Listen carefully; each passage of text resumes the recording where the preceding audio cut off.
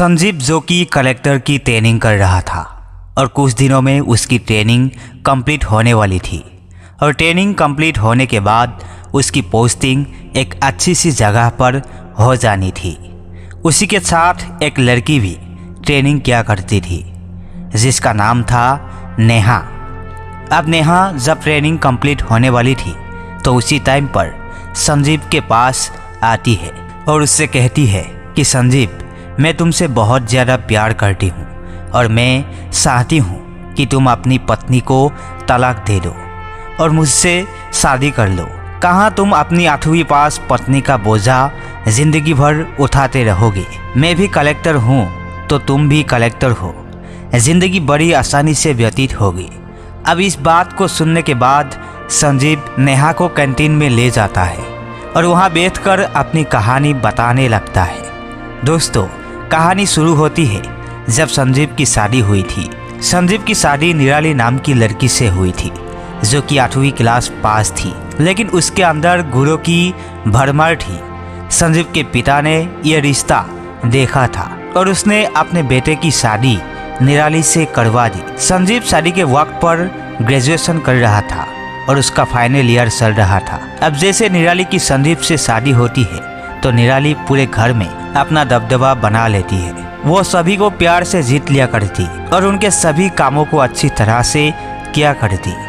धीरे धीरे समय बीतता है और समय के साथ साथ जो संजीव है उसकी ग्रेजुएशन भी कंप्लीट हो जाती है। जब जैसे संजीव की ग्रेजुएशन कंप्लीट हुई थी तो उसके बाद वो सपना देखता है कि मुझे एक अच्छी सी सरकारी नौकरी पे लगना है और नौकरी पे लगने के बाद हमारी ज़िंदगी अच्छी तरह से व्यतीत होगी। इस सपने को वो निराली को बताता है और निराली भी संजीव से बेइंतहा प्यार करती थी। तो वो कहती है कि चाहे जो भी हो, मैं इस सपने को पूरा करने में तुम्हारी पूरी मदद करूँगी। इसके बाद धीरे धीरे कुछ समय और बीतता है और कुछ समय बाद अचानक से संजीव के पिता की मौत हो जाती है। संजीव के पिता की जैसे ही मौत होती है तो उसके बाद घर का कार्यभार संजीव के ऊपर आ जाता है, क्योंकि संजीव के घर में उसका एक छोटा भाई एक छोटी बहन थी जिनकी जिम्मेवारी अब उसी को निभानी थी। क्योंकि संजीव घर का बड़ा लड़का था तो उसी को अब इन सभी जिम्मेवारी को उठाना पड़ेगा जो उसके पिताजी उठाया करते थे। अब इसके बाद संजीव एक दिन अपने कमरे में बैठा हुआ अपनी पत्नी से बातें कर रहा था। कह रहा था कि अब तो लगता है मेरा सपना ऐसे ही सूझ जाएगा। लेकिन तभी जो निराली होती है वो उसकी हिम्मत मानती है और कहती है कि आप अपने सपनों की तरफ ध्यान दीजिए, बाकी घर परिवार की जिम्मेदारी आप मुझ पर छोड़ दीजिए। अब इस बात को सुनने के बाद संजीव कहता है कि तुम घर परिवार को कैसे संभालो और किस तरह से तुम घर की जिम्मेदारियों को उठा सकती हो। उसके बाद जो निराली वो उससे कहती है कि कोई बात नहीं, मैं पढ़ी लिखी नहीं हूँ लेकिन मुझे एक काम बहुत अच्छी तरह से आता है। उसके बाद संजीव पूछता है कि क्या काम तुम्हें अच्छी तरह से आता है। तो निराली बताती है कि मैं अच्छे से कपड़े सिल लेती हूँ और मेरे माता पिता ने मुझे दहेज में सिलाई मशीन भी दी है, तो मैं कपड़ों की सिलाई क्या करूँगी और घर का भरण पोषण अच्छी तरह से कर लूँगी। आप केवल अपने सपने को पूरा करने पर ध्यान दो। अब इसके बाद संजीव एक बार तो उससे मना करता है, कहता है कि निराली, ये मेरा अधिकार बनता है कि मैं तुम्हारा भरण पोषण अच्छी तरह से करूं। अब तुम मेहनत करोगी और मैं ऐसी ही बैठा रहूँगा, यह मुझे अच्छा नहीं लगेगा। लेकिन निराली उसको आसपास बसन दिलाती है, कहती है कोई बात नहीं जी, आपके सपनों को पूरा होने के लिए मैं इतना तो कर ही सकती हूँ। इसके बाद जो संजीव है वो भी इस बात के लिए मान जाता है। निराली दूसरे ही दिन से कपड़ों की सिलाई करना स्टार्ट कर देती है। धीरे धीरे समय बीतता है, संजीव अपना पढ़ाई पर गौर देता है। निराली कपड़ों की सिलाई किया करती है, साथ में उसके परिवार को भी अच्छी तरह से चला रही थी। उसके बाद बहन को खाना बनाकर दिया करती ताकि वो स्कूल कॉलेज से आकर अपनी पढ़ाई को आगे बढ़ा सके। जो संजीव की माँ थी वो भी निराली का पूरा साथ देती है और घर के काम में उसका हाथ बटाए करती है। धीरे धीरे उसका सिलाई का काम बढ़ने लगता है और जैसे ही उसका सिलाई का काम बढ़ता है तो चारों तरफ निराली का नाम हो जाता है कि यह महिला बहुत ही अच्छे कपड़े सिलाई करती है। धीरे धीरे कुछ समय और बीता है और कुछ समय बाद निराली के पास बड़े बड़े लोग सिलाई करवाने के लिए आने लगता है और निराली ने अब अपने घर के बैठक वाले कमरे को अपना सिलाई सेंटर बना लिया था। वहाँ पर वो सिलाई किया करती और सिलाई के साथ साथ में अपने परिवार को भी अच्छी तरह से चला रही थी। वह अपनी सास का ख्याल रखा करती। उसका पति जब देर रात तक पढ़ा करता तो वो उसके लिए चाय भी बनाया करती। निराली पूरी रात में 5 घंटे ही सोया करती थी और कभी कभी तो वो सिलाई मशीन पर सर रखकर भी सो जाया करती थी। इधर जो संजीव था वो भी अपनी पत्नी से बेइंतहा प्यार किया करता था क्योंकि उसने उसके परिवार को अच्छी तरह से संभाल लिया था और संजीव को आगे की पढ़ाई करने के लिए टाइम दे दिया था। वो उसको उठाकर बेड पर ले जाया करता और बड़े ही प्यार से सुला दिया करता था। इसके बाद वो अपनी पढ़ाई को करता रहता है। धीरे धीरे कुछ समय बीतता है। अब जो परिवार का भरण पोषण था वो तो अच्छी तरह से हो रहा था, लेकिन यह बात कहीं ना कहीं संजीव को खटक रही थी। उसे अपने मन के अंदर सोचकर ऐसा लग रहा था कि मेरी पत्नी कितनी मेहनत कर रही है और मैं आराम से बैठा बैठा इन किताबों को पढ़ता रहता हूँ। दोस्तों, संजीव पढ़ने लिखने में काफ़ी ज़्यादा होशियार था, तो वो सोचता है कि क्यों ना इससे पहले कोई और छोटी नौकरी कर लिया जाए, उसके बाद मैं बड़ी नौकरी की तैयारी कर लूँगा। उसके बाद एक फॉर्म निकलता है ग्राम सेवक का और उस ग्राम सेवक के फॉर्म को लेकर वो अपनी पत्नी के पास आता है और उसे बताता है कि मैं इस फॉर्म को भरना चाहता हूँ और इसमें आसानी से मैं पास हो जाऊँगा और मेरी सरकारी नौकरी लग जाएगी। अब इसके बाद निराली जो ज़्यादा पढ़ी लिखी नहीं है वह अपने पति से पूछती है कि संजीव, क्या यह वही नौकरी है जिसको तुम हासिल करना चाहते थे?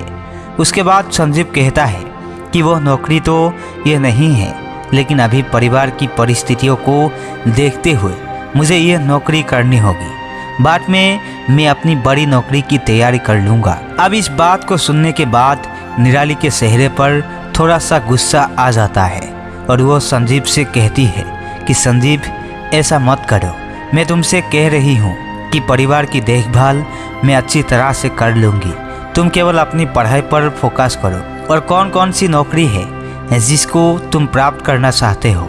उसके बाद संजीव उसे बताता है कि वैसे तो मैं यूपीएससी क्लियर करना चाहता हूँ, लेकिन मैं सोच रहा था कि उससे पहले मैं इस नौकरी को कर लूँ और नौकरी को करते हुए मैं उसकी तैयारी कर लूँगा और मैं यूपीएससी को क्लियर कर लूँगा। लेकिन जो निराली है उसे साफ मना कर देती है, इस नौकरी को करने के लिए साफ साफ मना कर देती है। वो कहती है कि तुम्हें उसी नौकरी को तैयार करनी है और उसी नौकरी को हासिल करना है।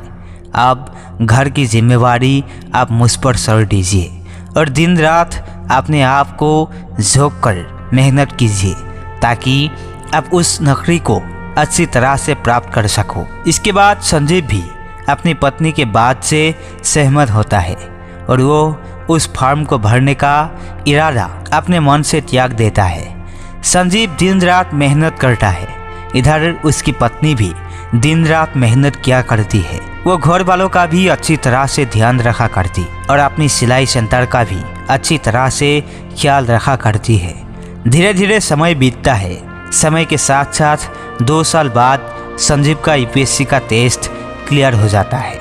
अब जैसे उसका टेस्ट क्लियर हुआ था, जैसे ही पत्नी को पता चलती है कि उसके पति का वो टेस्ट क्लियर हो गया है जिस काम को वो करना चाहता था, तो उसके बाद उसकी पत्नी पूरे गांव में खुशियां मनाती हुई फिरती है और पूरे गांव में नाचती हुई फिरती है कि उसका पति जिस मुकाम को हासिल करना चाहता था वो मुकाम उसको हासिल हो गया है। अब यह बात जैसे संजीव को पता चलती है तो वो अपनी पत्नी से लड़ाई करता है कि तुम इतनी सारी मेहनत करती हो और मेहनत करने के साथ साथ तुमने आज ये क्या किया है, इसके बाद तुम बीमार भी हो सकती हो। और दोस्तों, होता ऐसा ही है। शाम को उसकी पत्नी निराली को बुखार हो गया था और बुखार के कारण वो खाट में पड़ी करा रही थी। तभी उसका पति उसके सामने जाकर कहता है कि मैंने तुमसे कहा था ना कि इतना ज़्यादा उछल कूद करोगी तो बीमार हो जाओगी। उसके बाद निराली उससे कहती है कि आपकी नौकरी लग गई है और इसके बाद हमारी ज़िंदगी बड़ी ही आसान हो जाएगी, तो ऐसा खुशी का मौका मैं कैसे गवा सकती थी। आगे ज़िंदगी में हमें खुशी मिले या ना मिले। अब अपनी पत्नी की इन बातों को सुनकर संजीव के भी समझ में आ जाता है कि खुशियाँ जब भी मिल जाए तभी उन्हें सेलिब्रेट कर लेना चाहिए। इसके बाद संजीव का ट्रेनिंग का टाइम हो जाता है और ट्रेनिंग के समय में संजीव निराली से कहता है कि निराली, तुम भी मेरे साथ चलो, वहीं पर मेरे साथ रहना। लेकिन उसकी पत्नी निराली साफ उससे मना कर देती है। कहती है कि संजीव, अब तुम्हारे परिवार की जिम्मेवारी मेरे ऊपर है और तब तक तुम एक अच्छी सी पोस्ट में नहीं लग सकती, तब तक मैं तुम्हारे परिवार की जिम्मेवारी बखूबी निभाऊंगी। और अगर मैं तुम्हारे साथ वहाँ पर चली गई तो मैं अपने परिवार को कैसे देख पाऊंगी। इसी वजह से मैं तुम्हारे साथ नहीं चल सकती। तुम जाओ, कुछ ही दिनों की बात है और कुछ दिनों में तुम्हारी ट्रेनिंग कंप्लीट हो जाएगी। और जैसे ही तुम्हारी ट्रेनिंग कंप्लीट होगी तो उसके बाद हम देश विदेश में घूमकर आएंगे। क्योंकि शादी के समय पे ही निराली ने संजीव को बता दिया था कि उसका सपना है कि वो एक बार हवाई जहाज में बैठना चाहती है। इसके बाद संजीव ट्रेनिंग के लिए चला जाता है और वहाँ पर अपनी ट्रेनिंग को कंप्लीट करने लगता है। संजीव के साथ ही एक और लड़की ट्रेनिंग किया करती थी जिसका नाम था नेहा। अब नेहा और संजीव दोनों साथ में ट्रेनिंग कर रहे थे, लेकिन नेहा मन ही मन संजीव को पसंद करने लगती है, क्योंकि नेहा ने जब संजीव को देखता था तो देखते ही उसे पसंद कर लिया था। अब धीरे धीरे जैसे उसे संजीव के बारे में पता चलता है कि संजीव शादीशुदा है और उसकी एक पत्नी भी है, तो इसके बाद वह अपने मन को समझाने की कोशिश करती है और धीरे धीरे कुछ दिन और बीत जाते हैं। लेकिन दोस्तों, जो नेहा का दिल था वो संजीव पर आ चुका था। अब जैसे ही संजीव की ट्रेनिंग कंप्लीट होने वाली थी तो उसी दौरान नेहा ने उससे अपना प्यार का इजहार कर दिया था। दोस्तों, इसके बाद जो संजीव है अपनी पूरी कहानी जैसे ही नेहा को बता देता है तो उसके बाद कैंटीन में बैठे हुए नेहा की आंखों से आंसू झलकने लगती है और वो हाथ जोड़कर संजीव से माफ़ी मांगती है और कहती है कि संजीव, तुम्हारी पत्नी देवी है और उस देवी का साथ कभी भी मत छोड़ना, क्योंकि नेहा भी एक महिला थी और वो सोच सकती थी, समझ सकती थी इस बात को कि इतना कुछ अपने परिवार के लिए कोई भी महिला नहीं कर सकती। उसने अपने पति के प्यार को भी त्याग कर दिया था। केवल परिवार की खुशियों के लिए वो चाहती थी अपने पति के साथ वहाँ पर ट्रेनिंग पर आ सकती थी, लेकिन उसने अपने पति से मना कर दिया। इसके बाद धीरे धीरे कुछ समय और बीतता है और समय के साथ साथ संजीव की ट्रेनिंग कंप्लीट हो जाती है। अब जैसे ही संजीव की ट्रेनिंग कंप्लीट हुई थी तो उसके बाद संजीव की पोस्टिंग एक शहर में हो जाती है और वहाँ जल्द से जल्द जाकर उसे शहर संभालने के लिए कहा जाता है। तो इसके बाद संजीव फ़ोन कर अपनी पत्नी को इस सभी चीज़ों के बारे में बताता है। कहता है कि निराली, मेरी पोस्टिंग हो गया है और मुझे ट्रेनिंग से सीधा पोस्टिंग के लिए ही जाना पड़ेगा। उसके बाद संजीव वहां जाकर जैसे ही शहर संभालता है तो तभी उसके पास उसकी मां का फ़ोन आता है और वो फ़ोन पर संजीव को कुछ ऐसा बताती है जिसे सुनने के बाद संजीव की आंखों से आंसू निकलने लगे थे। दोस्तों, संजीव की मां ने संजीव को बताया था कि तुम पत्नी निराली को अचानक सीने में कुछ ऐसा दर्द हुआ। उसके बाद जैसे ही हम लोग उसे अस्पताल ले जा रहे थे तो अचानक से रास्ते में उसने दम तोड़ दिया है। इस बात को कहने के बाद संजीव की मां भी फूट फूट कर रोने लगी थी। इधर संजीव का भी बहुत बुरा हाल था। उसके बाद संजीव तत्काल में छुट्टी लेकर सीधा अपने घर पर जाता है और वहाँ पर फूट फूट कर रोने लगता है। अपने परिवार वालों के साथ मिलकर और अपनी पत्नी की डेड बॉडी को देखकर वहां पर जाने के बाद वही अपनी पत्नी का अंतिम संस्कार करता है। अंतिम संस्कार करने के बाद कुछ दिनों तक शोक सभा मनाई जाती है और तभी ये फैसला करता है कि मैं अपनी पत्नी के जीते जीते उसके लिए कुछ नहीं कर पाया, लेकिन मरने के बाद उसके लिए ज़रूर करूँगा। इसके बाद वो निराली को अस्थियों को लेता है और अस्थियों को लेकर वो एरोप्लेन में जाने की सोचता है। वो सोचता है कि मेरी पत्नी का सपना था कि वो हवाई जहाज़ में घूमना चाहती है, लेकिन जीते जी मैं उसके इस सपनों को पूरा नहीं कर पाया। अब मैं उसकी अस्थियों को एरोप्लेन से सफ़र करा दूंगा। इसके बाद संजीव अपनी पत्नी की अस्थियों को लेता है और दिल्ली एयरपोर्ट से आगरा के लिए एक फ्लाइट का टिकट लेता है और अपनी पत्नी की अस्थियों के साथ सफ़र करता है। रास्ते में वो बहुत सारी बातें को सोचता है और सोच कर फूट फूट कर रोने लगता है, क्योंकि उसकी पत्नी ने एक सपना देखा था कि वो अपने पति के साथ देश विदेश घूमना चाहती है, लेकिन आज उसकी पत्नी घूमने के लिए उसके साथ नहीं है। जब वो घूमना चाहती थी तो उस समय उसके पास टाइम नहीं था। अब टाइम और पैसा दोनों चीज़ है। अब इसके पास उसकी पत्नी नहीं है। इस बात को सोच कर वह फूट फूट कर रोता है और प्लेन से अपनी पत्नी की अस्थियों को सफ़र करता है। उसके बाद वो अपनी पत्नी की अस्थियों को विसर्जित कर देता है। धीरे धीरे समय बीतता है और समय के साथ साथ संजीव को अपनी पत्नी की बेइंतहा यादें आया करती है और उन यादों को याद कर कर के संजीव फूट फूट कर रोया करता है। अब संजीव ऐसे ही मायूसर रहा करता। वो अपने कारोबार को संभालता है, लेकिन उसका दिल कहीं भी नहीं लगता है। उसके जो भाई बहन थे वो भी धीरे धीरे बड़ी पोस्टों पर हो जाते हैं, बड़े बड़े अफसर बन जाते हैं और उसकी माँ का भी देहांत हो गया था। अब उसकी माँ का देहांत होने के बाद संजीव एकदम से अकेला पड़ गया था, लेकिन उसके भाई बहनें उसकी अच्छे से कदर करती है और उसको अग्रसर रखा करती है। दोस्तों, संजीव ने जीवन भर किसी दूसरी लड़की से शादी नहीं की। वो अपनी पत्नी की यादों में रहकर ही अपने जीवन को व्यतीत करने की कोशिश करता है। कभी कभी वो इस बात के बारे में सोचा करता है कि कहीं ना कहीं अगर हमारी कोई औलाद हो जाती तो उसके अंदर ही मैं अपनी पत्नी का प्रारूप देख लिया करता और उसी के सहारे अपनी ज़िंदगी को बिता लिया करता। लेकिन दोस्तों, वो कहते हैं ना कि होने की कौन टाल सकता है।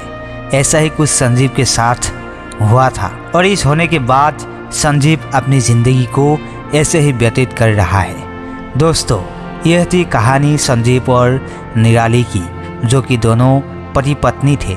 पति एक कलेक्टर बनता है और पत्नी 8वीं पास होकर भी अपने पति को कलेक्टर बनाती है। उसके परिवार की जिम्मेदारियों को समझती है और उन्हें अच्छी तरह से निभाती है। अब क्या कहना चाहते हो संजीव के बारे में? आप क्या कहना चाहते हो निराली के बारे में? आपकी जो भी राय कमेंट सेक्शन में लिखे, लोगों के साथ शेयर करें। दोस्तों, अगर वीडियो अच्छा लगा तो वीडियो को लाइक और चैनल को सब्सक्राइब जरूर करें, ताकि हमें आप लोगों के लिए ऐसी अच्छी तरह से अच्छी वीडियो बनाने के लिए मोटिवेशन मिले। कहानियों को सुनाने का उद्देश्य किसी को परेशान करना बिल्कुल भी नहीं है। ये कहानियाँ आपको इसलिए सुनाई जाती है ताकि आप लोग इन कहानियों में से कुछ ना कुछ सीख सको और अपने जीवन में इस चीज़ को अप्लाई कर सको। मिलते हैं किसी नेक्स्ट वीडियो में नई टॉपिक के साथ। तब तक के लिए जय हिंद, जय भारत।